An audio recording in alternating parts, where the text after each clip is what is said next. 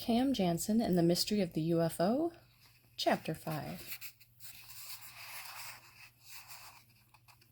Cam and Eric stood still. They were afraid to move. "What do we do now?" Eric whispered. "I don't know. Let's just wait." Cam and Eric waited quietly. They saw one of the creatures run out again. It was holding something. "Get back here, Cindy," a voice called out. The silver creature dropped what it was holding and ran back behind the wall. "Did you hear that?" Cam said. "They speak English." "Now how would a creature from outer space learn English?" "Well, maybe they studied it in school," Eric said. "Or maybe they've been here before." Eric thought for a minute. "Or maybe they're wondering, how come we speak their language?" "Or maybe they're not from outer space," Cam said. "Come on, let's get closer." Eric didn't want to get closer. He wanted to go home, but before he could tell Cam, she ran ahead. She ran from one tree to the next. Eric followed her. They tried to run quietly, but the dried leaves made noise when Cam and Eric stepped on them. Neptune made noise too. She meowed inside Cam's pocket. Cam and Eric stopped running when they reached a large tree close to the wall of the handball court. There was a pile of leaves next to the tree. Cam put her lunch box and books down. She tried to hide behind the leaves. She couldn't. The pile was too small. "Help me," she whispered to Eric. "Let's build this up." Eric passed leaves to Cam and she placed them on top of the pile.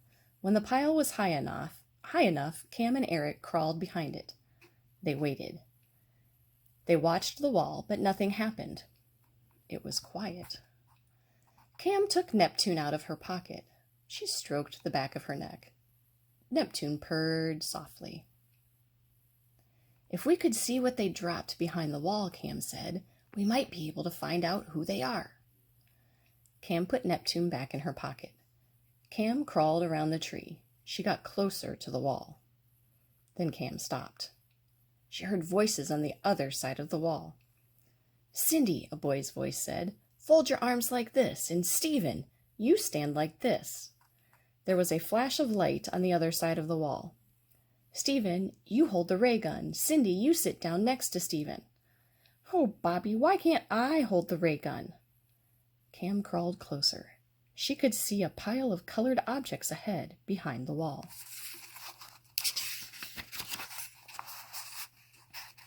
"Don't smile," Cam heard Bobby say. "Look curious." There was another flash of light. Cam crawled closer to the wall.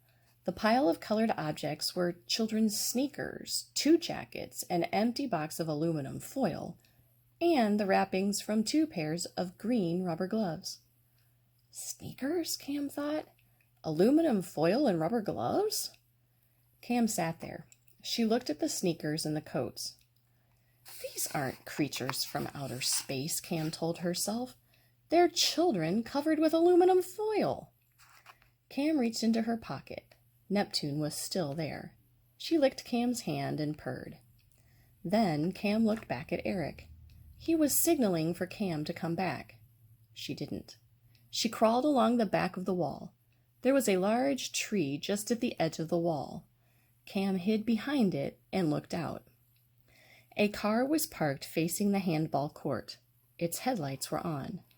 There were 2 children covered with aluminum foil. They were both wearing blue wool socks and green rubber gloves.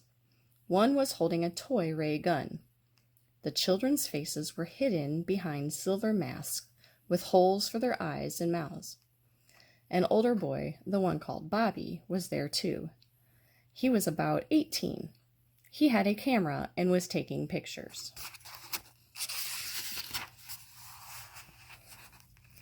It was hard for Cam to see the children and the older boy clearly. The lights from the car reflected off the aluminum foil. Cam held her hand over her eyes to shield them. She looked straight at the 2 children and said, "Click!" Cam heard a noise behind her. Then she felt something poke her in the back. Cam was afraid to move. That's the end of the chapter. Now you get to look at the notes for Chapter 5. A comprehension check. Why are Cam and Eric still sneaking around in the park? And the connection question. Cam and Eric are sneaking around in the park. Has there ever been a time when you went sneaking around? Explain. Provide a summary for the chapter. Just needs to be short. Just in general, give me 1 or 2 sentences. What's happening in that chapter? And then predict. What or who do you think poked Cam's back? And why? It's the end of the chapter.